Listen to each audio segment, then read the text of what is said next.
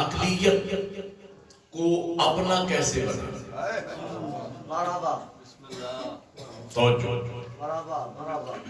پھر سنیں مدنی زندگی کا معاملہ مکی زندگی سے الٹ. وہاں دشمن زیادہ تھے، دوست کم. یہاں دوست کثرت میں ہیں، حق پرست اکثریت میں ہیں، باطل اقلیت میں. تو وہاں حضور نے جو اسوہ اور ماڈل پیش کیا کہ جب حق پرست کثرت میں ہوں، باطل اقلیت میں ہوں، تو اس حق پرست اکثریت کو باطل اقلیت کے ساتھ کیسے حسن سلوک سے پیش آنا ہے اور اس باطل اقلیت کو اپنا کیسے بنانا ہے. میں نے حضور کی سیرت میں پڑھا، سیدہ کے بابا کی سیرت میں نے پڑھا کہ مدینہ کے گرد و نواح میں ایک کافر رہتا تھا، اتفاق سے وہ شاعر بھی تھا، اور چونکہ دشمن خدا اور رسول تھا تو اپنی شاعری میں نبی کی ذم بیان کرتا تھا، گویا توہین رسالت کا ارتکاب کرتا تھا، گستاخ رسول تھا. مسلمانوں کو اس میں بڑا غصہ تھا، لیکن حضور نے منع کر رکھا تھا کہ نہیں، اس کا معاملہ میرے ساتھ ہے، اور چرواہا بہتر جانتا ہے کہ ریوڑ کو کس انداز میں چلانا. یہ کمال ہے. یہ نسبتاً مشکل جملہ تھا اردو کا، لیکن آپ نے بہت خوبصورتی سے سنا. چرواہا بہتر جانتا ہے کہ ریوڑ کو کس انداز میں چلانا. حضور فرماتے ہیں کہ اس کا معاملہ میرے ساتھ ہے اور میں آخری نبی ہوں، اس کی ہدایت کی ذمہ داری بھی میرے اوپر ہے. اور حضور نے ان کو منع کر. لیکن تاریخ یہ کہتی ہے کہ ایک دن واقعہ ایسا ہوا کہ جب مسلمان اکٹھے جا رہے تھے کہ وہی کافر وہ گستاخ رسول انہیں اکیلا آتا ہوا مل گیا. تو ظاہر ہے کہ عشق مصطفیٰ کا تقاضا تھا. دشمن خدا رسول کو دیکھا، گستاخ کو دیکھا تو جذبات بڑھک اٹھے. ان لوگوں نے، اصحاب رسول نے اس کو پکڑ لیا، اس کے گلے میں رسی ڈالی، اس کے ہاتھ باندھے، اس کے پاؤں باندھے، باندھ دور کے جہاں حضور کی کچہری لگی تھی لا کے حضور کے سامنے ڈال دیا. یا رسول اللہ، یہ ہے وہ آپ کا دشمن، آج ہمیں اکیلا مل گیا تھا، ہم اسے پکڑ کے لائے. حضور سے رضا مسکرائے، اصحاب کی طرف دیکھا، پھر اس گستاخ کی طرف دیکھا، پھر اصحاب کی طرف نظر رحمت ڈالنے کے بعد ارشاد فرمایا، میرے ساتھیوں دیکھ رہے ہو، یہ میرا دشمن ہے، شاعر ہے، زبان سے میری توہین کرتا ہے، اسے اٹھائیے، لے جائیے اور لے جا کر کے اس کی زبان کاٹ کر.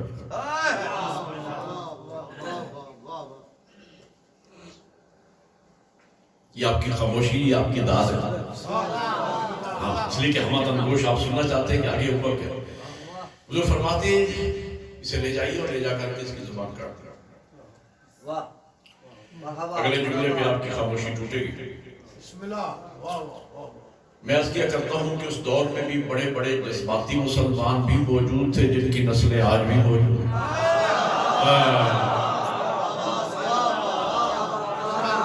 ایک بندہ کھڑا ہوا، یا نبی اللہ اگر آپ مجھے اجازت دے دیں گدی سے زبان کاٹ کے پھینک.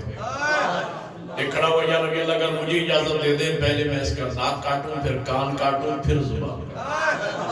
ایک کھڑا ہوا، یا نبی اللہ اگر آپ مجھے اجازت دے دیں تو میں اس تکلف میں نہ پڑھوں، ایک ہی بار میں اس گستاخ کا کام ہی تو. یہ ابھی باتیں ہو ہی رہی تھی کہ ادھر سے مولا متقیان، اللہ علیہ مشکلات، امیر المومنین، امام المتقین، علی ابن ابی طالب علیہ السلام، دل میں ٹھنڈک پیدا ہوئی ہے یا نہیں؟ مجھے یاد ہے میں نے پچھلے خمسے میں بھی ایک جملہ کہا تھا، آگے یہ بات تو یہاں بھی سنائی دیتا ہوں. میں نے عرض کیا کہ مولا امیر کا نام سن کے دل میں ٹھنڈک پیدا ہوئی. یہ بجلی ہے نا، کرنٹ، اس کے دو اثر ہیں. یہ ایک ہی وقت میں ہیٹر بھی چلاتی ہے، اے سی بھی چلاتی ہے. اللہ نے مولا امیر کے نام میں بھی دو اثر رکھے ہیں. علی کا نام سن کے منافق کے دل میں ہیٹر جل جاتا ہے، مومن کے دل میں اے سی. اور ہے یہ علامہ حسین پر 11 سال قبلہ میرے استاد تھے، بلا فصل اگر میں جملہ نہ کہوں تو مجھے تسلی نہیں ہوتی. قبلہ کا جملہ سونے کے پانی سے لکھنے کے مترادف جملے. قبلہ فرمایا کرتے تھے نام علی سنتا ہر کوئی ہے لیکن کلیجہ مقدر والوں کا ٹھنڈا ہوتا ہے. مل کے حیدری اللہ کی جزائے خیر. مولا متقیان کی آمد ہوئی. آکے ادا و تسلیمات بجا رہا ہے. حضور فرماتے یا علی آگئے کا مولا غلام حاضر. اور ہے یا نہیں؟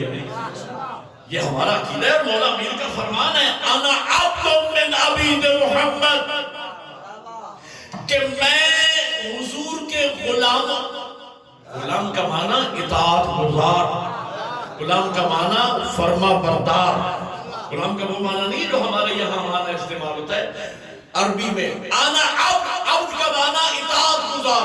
انا عبد من عبید محمد، میں حضور کے غلاموں میں سے غلام ہوں. اچھا میں ایک بات سوچتا ہوں یا علی، آپ تو نور اول کا دوسرا حصہ انا وعلی من نور واحد، نور اول کا دوسرا حصہ آپ تو لحموں کا لحمی، دموں کا دمی، جسموں کا جسمی، روحوں کا روحی،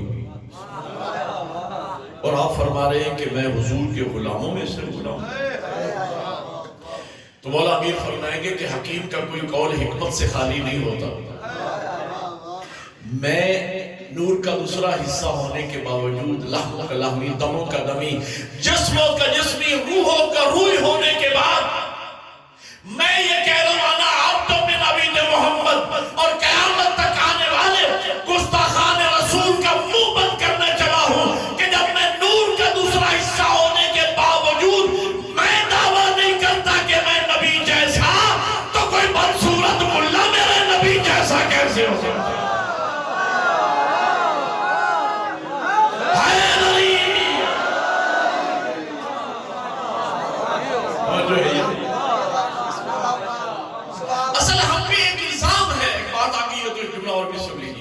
الزام یہ ہے کہ شیعان علی مولا علی کو نبی سے بڑھا دیتے ہیں. او بھائی وہ قوم اپنے مولا علی کو اپنے نبی سے کیسے بڑھا سکتی ہے جس نے اپنے مولا سے سن رکھا ہو کہ انا عبد من عبید محمد.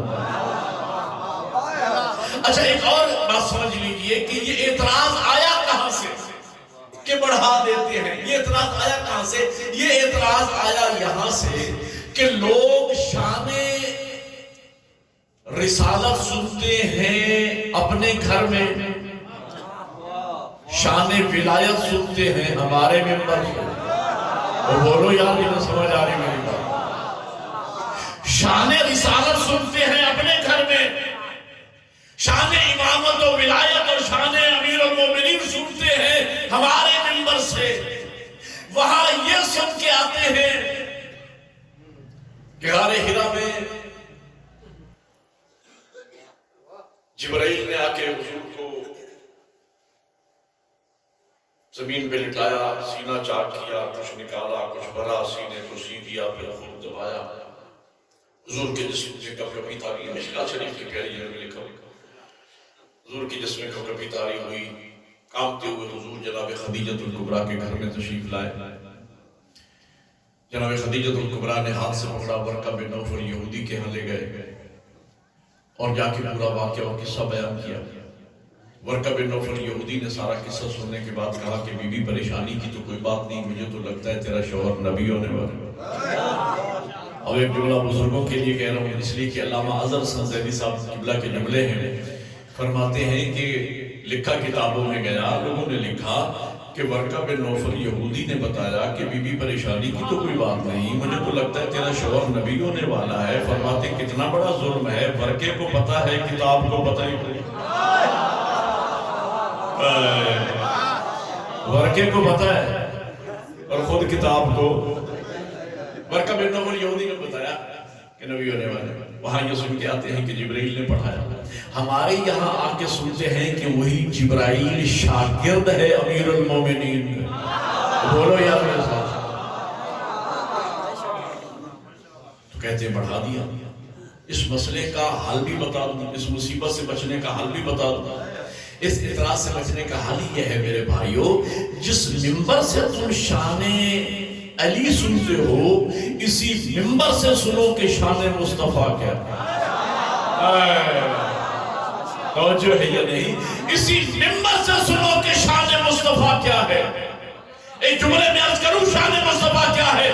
خطیب ممبر سلونی میرے امیر آقا ممبر سلونی پر بیٹھ کر جب علم کے دریا بہا رہے تھے، سائل نے اٹھ کے پوچھا یا علی یہ علم کا کھاٹے مارتا ہوا سمندر آپ نے کہاں سے حاصل کیا ہے؟ علی کا چہرہ کھل جاتا ہے، سینہ تن جاتا ہے علی کا، مسکرا کے فرماتے سن یہ سب کچھ لعاب رسالت کو چوسنے کا اثر ہے۔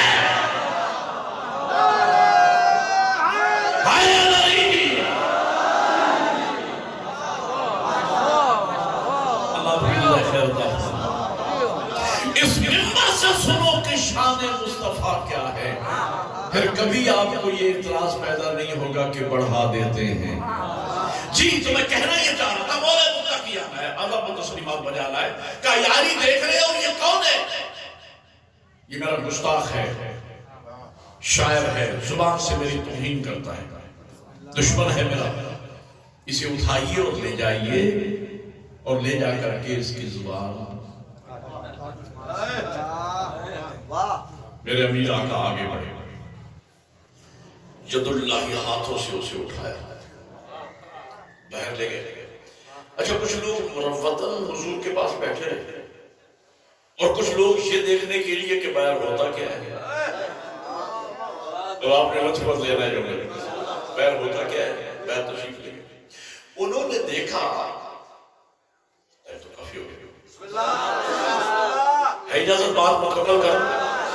انہوں نے دیکھا کہ سب سے پہلے میرے امیر آقا نے اس کے گلے کی رسی کھولی،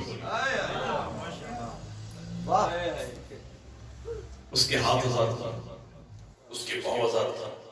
جب وہ سیدھا کھڑا ہو گیا تو حضرت فرماتے اے شخص یہ کیا دیکھ رہے ہو؟ کہ یا علی یہ اونٹ ہے۔ فرمایا یہ میرا ذاتی سواری کا جانور ہے، اسی پر کہیں سے سوار ہو کے میں ابھی پہنچا ہوں، لیکن آج کے بعد یہ اونٹ تیرا ہے۔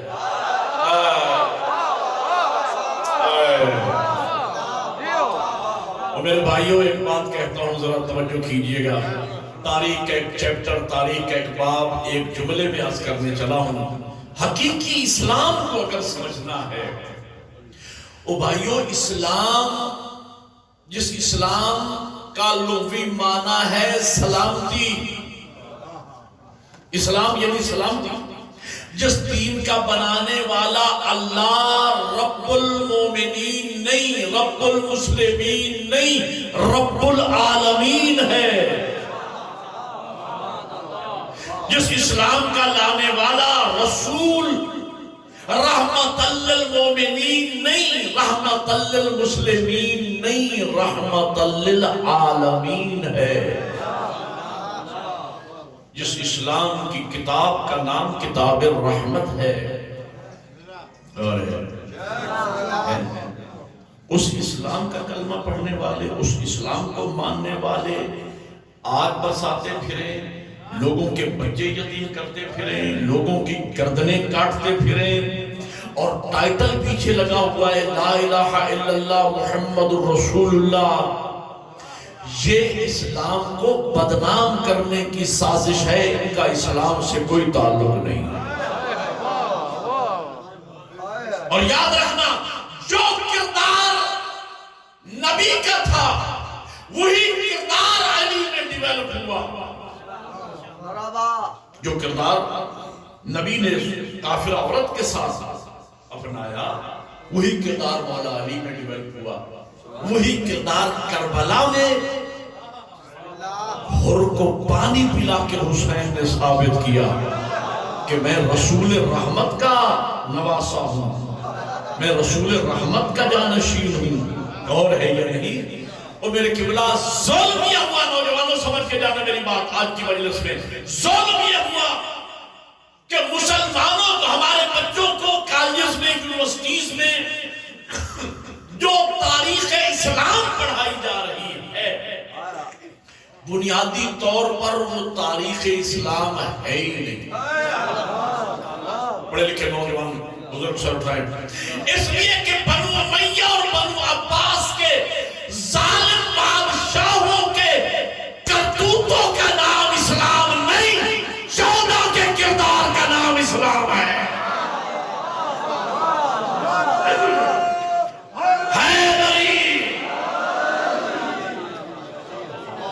اگر مسلمانوں کو 14 کا کردار اسلام بنا کے جو نمائندہ کردار تھے، جو الہی کردار تھے، جو انسانیت کے لیے اسوے بنائے گئے تھے، جو رول ماڈل بنائے گئے تھے، اگر 14 کا کردار مسلمانوں کو تاریخ اسلام بنا کے پڑھایا جاتا تو کوئٹہ میں مسلمانوں کی گردنیں نہ کاٹی جاتی. اور ہے یہ نہیں؟ یہ گردنیں کاٹنے والا اسلام کہاں سے آ گیا؟ یہ لوگوں کے بچے یتیم کرنے والا اسلام کہاں سے آ گیا؟ یہ کون سے اسلام کی نمائندگی ہو رہی ہے؟ یہ گردنیں کاٹی جا رہی ہے. یہ کیوں؟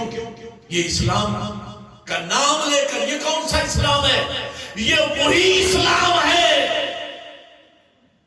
کہ جس اسلام میں علی کے گلے میں رسی ڈالی. میں مسائل کی طرف جانا نہیں چاہ رہا، میں واقع بات کو مکمل کرنا چاہ رہا ہوں، اس لیے کہ آگے پھر بات آگے بڑھ جائے گی، یہ بات دوبارہ نہیں آئے گی. تو میں کہنا یہ چاہ رہا ہوں کہ اگر حقیقی اسلام کو سمجھنا ہے، حقیقی اسلام کی روح کو سمجھنا ہے، خدا کے لیے مسلمانوں مجلس حسین میں آؤ، یہاں تمہیں اسلام کے برابر کردار ملے گا. کیا کردار پیش کیا؟ فرمایا یا علی لے جاؤ اس کی زبان کاٹ. حضرت نے اٹھایا باہر لے کے گئے. 15-20 منٹ کی بات ہے جسے میں 2-3 منٹ میں ختم کروں گا. گلے کی رسی کھولی، ہاتھ کھولے، پاؤں آزاد کی. جب سیدھا کھڑا ہو گیا حضرت فرماتے ہیں شخص یہ کیا دیکھ رہے ہو؟ کہا یا علی یہ اونٹ ہے. فرمایا یہ میرا ذاتی سواری کا جگہ ہے، آج کے بعد یہ اونٹ تیرا ہے. فرمایا اس میں سوار ہو جا اور وہ تیرے گھر کا راستہ جا رہا ہے. اب سر اٹھانا جو مجلس سننے آئے ہوئے وہ تیرے گھر. وہ اس اونٹ پہ سوار ہو گیا اور وہ گئے. اب اس وہ گئے کو آپ نے ذہن میں رکھنا ہے. 2 منٹ کی بات میں نے آپ کو اسی پر لے کے آیا. وہ اس اونٹ پہ سوار ہو گیا اور وہ گئے. لوگ دوڑتے ہوئے حضور کے پاس آئے. اب میں دیکھتا ہوں آپ کے ذوق سماعت کے امتحان. لوگ حضور کے پاس آئے. یا رسول اللہ غضب ہو گیا، یا رسول اللہ. حضور فرماتے ہیں خیریت ہے کیا؟ حضور آپ نے کہا تھا علی کو کہ اس کی زبان کاٹ دو. یہ دیکھو علی نے کیا کیا. علی نے زبان تو کیا کاٹنا تھی، اس کا ہاتھ آزاد کر دیا، پاؤں آزاد کر دیا، گلا آزاد کر دیا. یا رسول اللہ حد ہوگی، اپنا قیمتی اونٹ بھی اسے دے دیا. اور یا رسول اللہ وہ اونٹ پہ سوار ہو کے حضور سے لب مسکرائے. مسکرا کے فرماتے میرے ساتھیوں تم میری بات کو نہ سمجھے، علی سمجھے.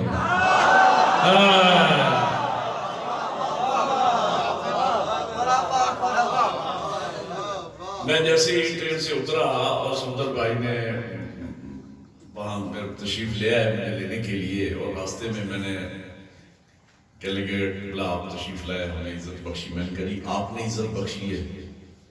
کہنے لگے یہ کریڈٹ صرف مجھے نہ دیں، میں نے نہیں بخشی، یہ پورے مجمع نے کہا ہے کہ دوبارہ بولا.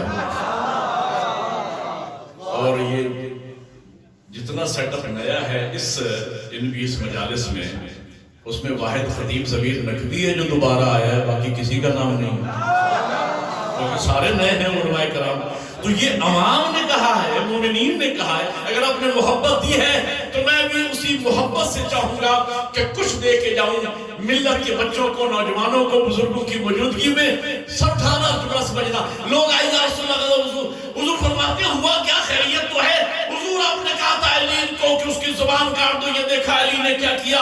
زبان تو کیا کاٹنا تھی، ہاتھ آزاد کر دیے، پاؤں آزاد کر دیے، گلا آزاد کر دیا، قیمتی اونٹ بھی دے دیا. یا رسول اللہ وہ اونٹ پہ سوار ہو کے چلا بھی گیا. حضور فرماتے ہیں میرے ساتھیوں تم میری بات کو نہ سمجھے، علی سمجھ گئے. ہم تو اسی دن سے ہو گئے محتاط. ہم لوگ توجہ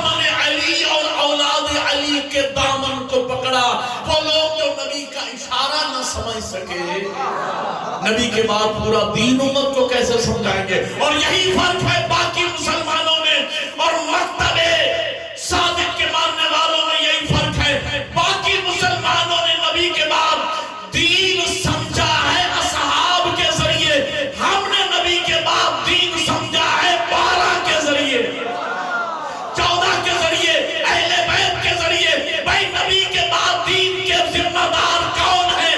دین کے وارث کون؟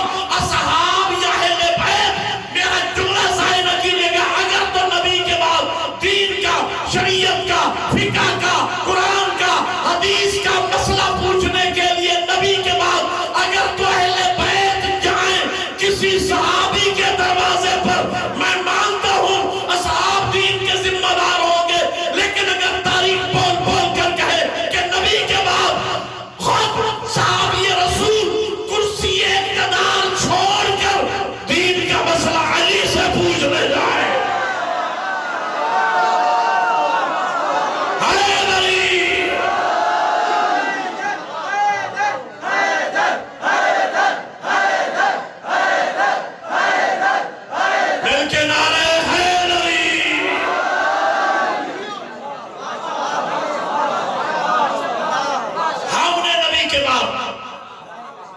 مسلمانوں نے نبی کے بعد دین کے اصحاب کے ذریعے سمجھا، اور اس کے لیے میرے پاس علمی دلیل ہے۔ وہاں 72 فرقوں کی بنیاد سیاستہ پہ ہے، 6 کتابیں، صحیح بخاری، صحیح مسلم، سنن ابن ماجہ، سنن ابن داؤد، ترمذی، سنن نسائی۔ میرے مکتب کی بنیاد کتب اربع پہ ہے، 4 کتابیں، کافی، من لا یحضر الفقیہ، الاستبصار، جا کے پڑھ لیجئے 6 کتابوں میں آپ کو 98+ احادیث روایات اصحاب رسول سے ملے گی۔ میری کتب اربع میں آ کے پڑھ لیں، آپ کو ہر حدیث معصوم سے ملے گی۔ قال امیر المومنین، قال الحسن، قال الحسین، قال زین العابدین، قال باقر، قال جعفر۔ ہاں اگر کوئی یہ کہے کہ ہم بھی اہل بیت کو مانتے ہیں، اس دعوے کے باطل ہونے کی دلیل یہ ہے کہ اہل بیت کی فرد کامل کا نام مولا علی ہے۔ ایک جملہ کہوں اور تاریخ کا پورا چیپٹر ہے جملے میں۔ علی وہ فرد کامل ہے اہل بیت کی کہ جس نے خانہ کعبہ میں آنکھیں کھولی نبی کی گود میں، نبی نے آنکھیں بند کی علی کی گود میں۔ وہ باب مدینہ العلم جو گھر میں نبی کے ساتھ، مسجد میں نبی کے ساتھ، میدان میں نبی کے ساتھ، اس باب مدینہ العلم سے مسلمانوں نے سیاستہ میں گنتی کی چند حدیثیں لی ہیں، اور وہ حضرت ابو ہریرہ رضی اللہ تعالی عنہ جنہیں 1.5 یا پونے 2 سال حضور کی صحبت میں رہنا نصیب ہوا، اس سے 1000 احادیث لی گئی۔ بس میں اشارہ ہی کر سکتا ہوں، اتنے کہنا کافی ہے۔ میں کہنا یہ چاہ رہا ہوں باقی مسلمانوں نے نبی کو سمجھا اصحاب کے ذریعے، ہم نے نبی کو سمجھا اہل بیت کے ذریعے۔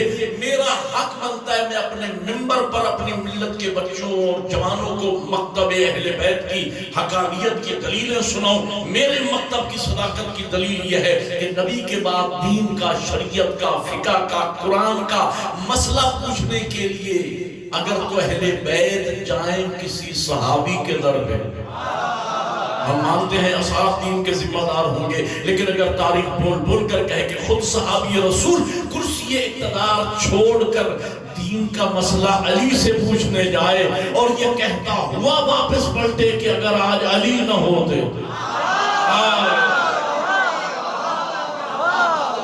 اور مسلمانوں ہم نے نبی کے بعد دین ہلاکت سے بچنے والوں سے نہیں لیا، ہلاکت سے بچانے والوں سے۔ آخری جملہ اور آج کی حد تک مجلس تمام کر رہا ہوں، ناراض تو نہیں ہو رہے؟ میں آخری جملہ کہہ رہا ہوں اور پھر مسائل کم پڑھ لوں گا آج کی حد تک، لیکن یہ جملہ انتہائی پوری مجلس ایک طرف میں، اور بلکہ میں اگر کہوں تو یہ بے جان نہ ہوگا کہ یہ جملہ اگر میں سمجھانے میں کامیاب ہوں سرور بھائی تو یوں سمجھو کہ میں نے خمسہ پڑھ لیا، اگلی 4 مجالس فری میں توجہ اللہ آپ کو جزائے کرتا فرمائے. یہ آپ کی محبت ہے کہ میں چند منٹ آپ کے اور لے رہا ہوں. جملہ میں کہنے چلو یہ واحد مکتبہ فکر ہے, مکتب تشیع, کہ جو ہم اپنے آپ کو جعفری کہتے ہیں. بولو جنہیں جعفری ہونے پہ فخر ہے. بانی پاکستان قائد اعظم محمد علی جناح کا مذہب فقہ جعفری تھا. وہ اثنا عشری شیعہ تھا مسلمان. اور فقط آپ ہی کو فخر نہیں ہے, آقا خمینی نے اپنے وصیت نامے میں لکھا, جن کا وصیت نامہ آقا رہبر عظیم الشان سید علی خامنہئی نے ان کے بعد پڑھ کے سنایا. اور اس وصیت نامے میں جملہ یہ تھا کہ مجھے اس بات پہ ناز ہے کہ میرا مکتب جعفری ہے. اس کا مطلب یہ ہوا کہ مکتب جعفری پڑھے لکھوں کا مذہب ہے, جاہلوں کا مذہب نہیں. یہ واحد مکتبہ فکر ہے جو ہم اپنے آپ کو جعفری کہتے ہیں. کس نسبت سے جعفری کہتے ہیں؟ میں سر اٹھاؤ اور بولو میرے ساتھ, کس نسبت سے جعفری کہتے ہیں؟ امام بولو تاکہ بچوں کو پتہ چلے. ہم جعفری کہلاتے ہیں امام جعفر صادق علیہ السلام کی نسبت سے. اچھا بول کے جواب دینا, امام جعفر صادق علیہ السلام کون تھے؟ امام محمد باقر علیہ السلام کے فرزند تھے. امام محمد باقر علیہ السلام کون تھے؟ امام علی زین العابدین علیہ السلام کے فرزند تھے. امام علی زین العابدین علیہ السلام کون تھے؟ امام حسین علیہ السلام کے فرزند تھے حلالی و زردانہ. امام حسین علیہ السلام کون تھے؟ امام حسن کے بھائی تھے, مولا علی کے فرزند تھے. مولا علی کون تھے؟ نبی کے چچزاد بھائی بھی تھے, نبی کے داماد بھی تھے, خاتون جنت کے شوہر بھی تھے, جوانان جنت کے سرداروں کے باپ بھی تھے. تو مسلمانوں, ہم نے نبی کے بعد دین اس دروازے سے لیا ہے جس دروازے سے نبی نکلتے تھے, اسی دروازے سے علی نکلے, اسی دروازے سے حسن نکلے, اسی دروازے سے حسین نکلے, اسی دروازے سے العابدین نکلے, اسی دروازے سے محمد باقر نکلے, اسی دروازے سے جعفر صادق نکلے. تو مسلمانوں, ہم نے نبی کے بعد نہ گھر بدلا ہے نہ در بدلا. دونوں بلند کر کے ہے نبی.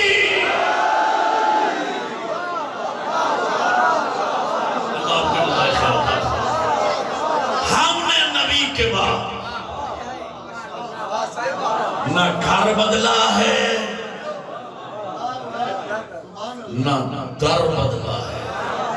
لوگ کہتے ہیں یہ شیعہ علی مجالس کے ذریعے, جلوس عزا کے ذریعے, گلی گلی کوچوں کوچوں میں جا کے یہ لوگ ہمیں اہل بیت کی طرف لے کے جانا چاہتے ہیں. نہ میرا بھائی, میں لاؤڈ سپیکر پہ بات کر رہا ہوں, میری بات ریکارڈ ہو رہی ہے, آن ایئر جا رہی ہے.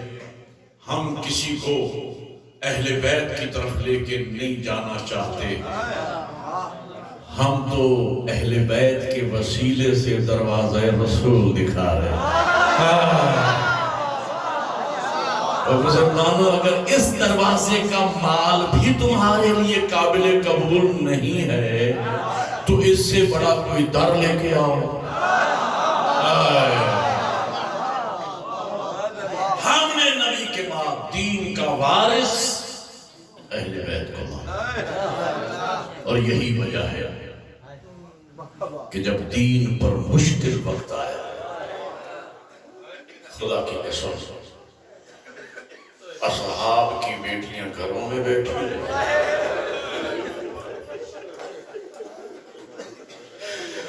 وارث دین کی بیٹیاں کبھی اس بازار, جزاک اللہ جزاک اللہ, کبھی اس دربار.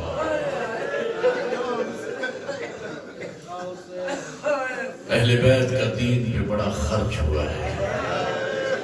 وقت نہیں رہا, خرچ کے 2 جملے سن لیجئے. کتنا خرچ ہوا؟ علامہ سید صفدر حسین نجفی محسن ملت میرے استاد موسم, معتبر ترین عالم دین کے زبان مبارک سے معتبر ترین جملے من عرض کر رہا ہوں.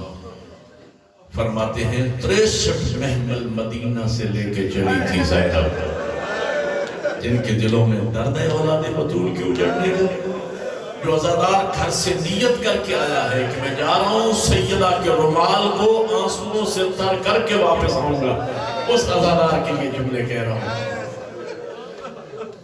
63 محملوں پہ بیویاں بچے سوال۔ قبلہ فرماتے ہیں جب واقعہ کربلا ختم ہو چکا، علماء مکاتے لکھتے ہیں پھر بھی 40 اونٹ تھے جن پر بیویوں اور بچوں کو سوار کیا گیا۔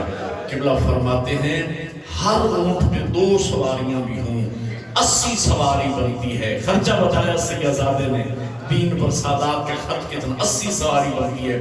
قبلہ فرماتے ہیں جگر پڑھتا ہے جب ہم سید سجاد کا جملہ پڑھتے ہیں۔ میرا قیدی مولا فرماتا ہے جب ہم شام کے بازار میں داخل ہوئے تو ہم صرف 17 افراد رہ گئے،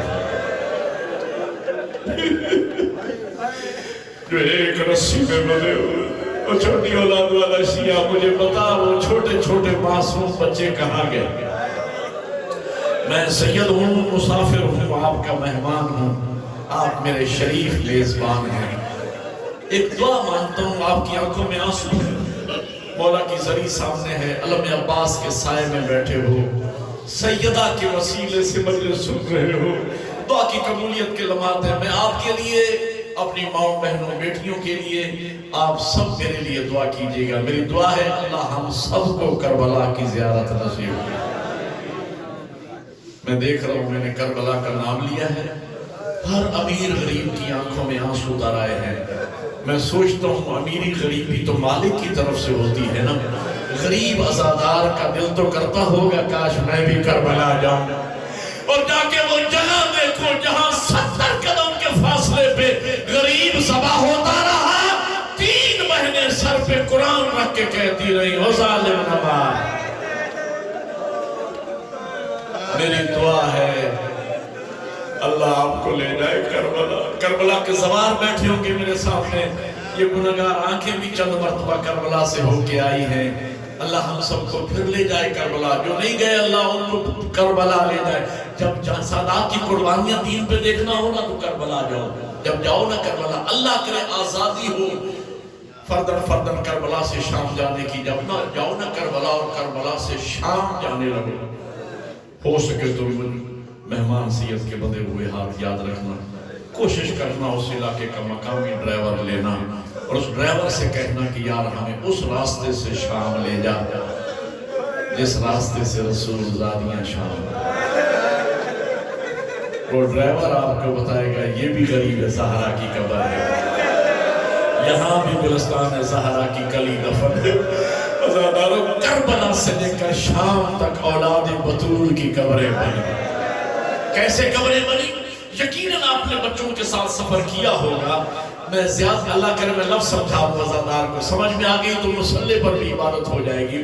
میں زیادہ دور کی بات نہیں کرتا، آپ کو یہاں دوڑ سے نواب شاہ تک جانا ہونا، جتنی آرام دہ سواری کیوں نہ ہوگا، دستور سفر کیا ہے؟ ہمیشہ مائیں بچوں کو پکڑ کے بیٹھتی ہیں، ہو سکتا ہے کوئی جمپ لگے بچہ گر نہ جائے۔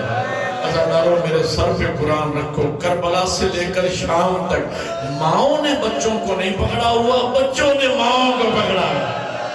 جزاک اللہ، خدا تمہاری چیخیں بارگاہ زہرا میں قبول ہو۔ بچوں نے ماؤں کو، جب تک بچوں کے ہاتھوں میں طاقت رہتی بچے ماؤں کے دامن سے لپٹے رہتے۔ عزاداروں جب بچوں کے ہاتھ تھک جاتے، بچوں کے ہاتھ چھٹ جاتے، بچے رو کے کہتے اماں میں گر گیا، ماں حسرت و یاس کی نگاہ سے دیکھ کر کہتی میرے لال خدا حافظ ماں مجبور ہے۔ آخری جملہ عزاداروں اسی بات کا گواہ ہے وہ واقعہ، وہ نیزہ جس پر سر حسین تھا، چلتے چلتے زمین میں گڑ گیا، چلنے سے نہیں چلا نا، شبر کوڑا لے کے سید سجاد کے پاس آیا، قیدی تیرے بابا کا نیزہ کیوں نہیں چلتا؟ سید سجاد نے اونٹ کی طرف دیکھا، بیمار کی چیخ نکل گئی، رو کے کہا ملعون ہماری سواری گر گئی۔ اللہ کرے میں اللہ کے لفظ ہماری سواری گر گئی۔ شبر کہتا ہے سجاد بچے تو پہلے بھی گرتے رہے ہیں، پہلے تو نیزہ نہیں رکا۔ سید سجاد کی آنکھوں میں خون بڑھا کا ملعون پہلے ہمارے بچے تھے اب ہماری غیرت کا مسئلہ اور حسین کے سینے کا تعویذ سکینہ گر گئی عزاداروں میں نے پڑھ دیا آپ نے سن لیا سکینہ کا نام آیا جناب زینب نے اپنے آپ کو اونٹ سے یوں گرایا جیسے عباس زین سے گرے تھے سردار بھائی یہی جملہ میں نے مجھے وہ وقت نہیں بھولتا چند سال پہلے ڈیرہ غازی خان میں محسن نقوی شہید کے جلسے پر یہ جملہ میں نے کہا قبر کی دیواروں تک یہ جملہ مجھے نہیں بھولے گا کہ جناب زینب نے اپنے آپ کو اونٹ سے یوں گرایا جیسے عباس زین سے گرے تھے ایک آپ جیسا مخلص سیاہ زادہ کھڑا ہو گیا سفید ریش تھا ہاتھ مانگ کے کہنے لگا نقوی صاحب بی بی کا تقابل عباس سے نہ کرو عباس علی کا بیٹا تھا زینب علی کی بیٹے جو اگلا جملہ اس نے کہا اللہ کرے میں سمجھا سکوں وہ سیاہ زادہ کہتا ہے مولانا عباس کا گھوڑے سے گرنا اور ہے زینب کا اونٹ سے گرنا عباس کے بازو نہیں تھے زینب کے بندے ہوئے تھے رات کا وقت بی بی نے تلاش کرنا آخری لفظ زیادہ رہو رات کا وقت بی بی نے تلاش کرنا شروع کیا تھوڑی دور گئی بی بی کیا دیکھا ایک کالے برقے والی بی بی ہے یہ مجل سے منصوب ہے نا جناب زہرا سے تو بی بی کا ایک درد آخر میں بیان کرنا چاہتا ہوں ایک کالے برقے والی بی بی ہے جس نے جناب سکینہ کو اٹھایا ہوا ہے پیار کر رہی ہے جناب زینب آگے بڑی سکینہ بیٹا آؤ قافلہ رکا ہوا ہے بچی کو لیا پھر اس بی بی کی طرف دیکھ کر کہا بی بی آپ نے ہم پہ بڑا احسان کیا ہماری یتیم بچی کو اٹھایا لیکن ہائے افسوس زینب غریب ہو گئی میں تجھے اس احسان کا بدلہ نہیں دے سکتی لیکن کریم کی بیٹیوں کو وعدہ کرتی ہوں قیامت کا دن ہوگا ماں بطول سے تیری سفارش کرواؤں گی اور شیعہ بطول کا نام آیا بی بی نے نقاب الٹ دیا رو کے کہا بیٹا زینب مجھے پہچان ارے میں تیری ماں زہرا جب سے تو نے مدینہ چھوڑا میں نے جنت البقیع چھوڑا زینب تو مکے آئی ماں تیرے ساتھ تھی تو کربلا آئی ماں تیرے ساتھ تھی اور جب حبیب زین سے اترے تنہا تو نے نہیں دیکھا میں نے بھی دیکھا جب اکبر زین سے اترے تنہا تو نے نہیں دیکھا میں نے بھی دیکھا اور جب میرا چکیاں پیس پیس کے بالا حسین تیرا ضربوں سے ذبح ہو رہا تھا تو دلائے زینبیہ پہ تھی میں گردن پہ گردن رکھ کے کہہ رہی تھی او ظالم نمار جزاک اللہ آپ کی محبت کو دیکھ کر ایک جملہ بی بی کا ایک درد اور سمجھا میں چاہتا ہوں کہ بی بی کا ایک درد کیونکہ بی بی سے مرسوم مجلس قبلہ ہی کے جملے ہیں مسلم ملت ارشاد فرماتے ہیں یہی وجہ ہے شام میں سیاحزادیوں کو زندان وہ ملا جس کی چھت نہیں تھی کوئی سردیوں میں گیا ہو نا شام تو گواہی دے شام کی گرمی بھی شدید ہوتی ہے اور شام کی سردی بھی شدید ہوتی ہے قبلہ فرماتے ہیں سیاحزادیوں کو زندان وہ ملا جس کی چھت نہیں تھی نہ سیاحزادیاں دن کی گرمی سے محفوظ نہ رات کی سردی سے محفوظ اسی لیے میرا 12واں امام زیارت ناہیہ میں فرماتے میرا سلام ہو ان بیویوں پر جن کے چہروں کے رنگ شام کی زندان کی گرمی اور سردی نے تبدیل کر دیے تھے کہ بھائی محمد حنفیہ جناب زینب کو پہچان نہ سکا عزادارو ایک منٹ کی اور زحمت دل چاہتا ہے کہ ایک لفظ کہوں آپ کی آنکھوں میں آنسوں اب عبادت فرما رہے بی بی کی بارگاہ میں آپ کی یہ ریاضت قبول ہو بانیان کی سی کوشش قبول ہو ایک جملہ میرا دل چاہتا ہے کہ میں آخری کہوں عزادارو قبلہ فرماتے ہیں ایک دن دروغ سیدت ہو گئی مجلس میں نے پڑھ لیا آپ نے گریہ کیا مجلس مکمل لیکن یہ جملہ سن لیجئے بی بی کے درد کا زندان وہ ملا جس کی چھت نہیں تھی ایک دن دروغ سیدت سجاد سے کہتے قیدی جب میں آدھ رات کے ٹائم زندان کا دروازہ بند کرنے لگوں نا تو آپ ذرا اپنی بیویوں کو گن لیا کیجئے کوئی بیوی زندان سے باہر نہ رہے امام نے سنا آنکھوں میں آنسو ہے دروغہ تو ان بیویوں کی عظمت سے واقف نہیں ہے یہ عصمت ماں بیویاں ہیں، یہ وہ بیویاں ہیں جن کی ماں کا جنازہ رات کو اٹھا تھا، یہ وہ بیویاں ہیں جو رات کو نانا کے روزے پہ جایا کرتی تھی۔ جب تیرا دل چاہے تو زندان کا دروازہ بند کر لیا کر۔ وہ کہتا ہے نہیں قیدی، پھر جب اس نے اصرار کیا نا، امام فرماتی تو اتنی ضد کیوں کرتا ہے؟ لفظ سننا، اگر سمجھ میں آگئی تو مصلی پر رو عبادت کرو گے۔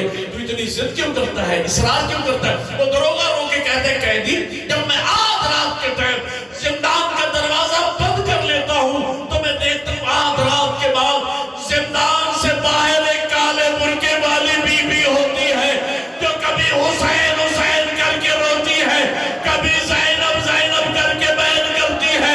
امام فرماتے دروغہ وہ بی بی ہم قیدیوں میں سے نہیں ہے، ارے وہ تو میری ماں زہرا جو زندان سے باہر اپنے بچوں کا بات سیعلم الذین ظلموا بنبی عربی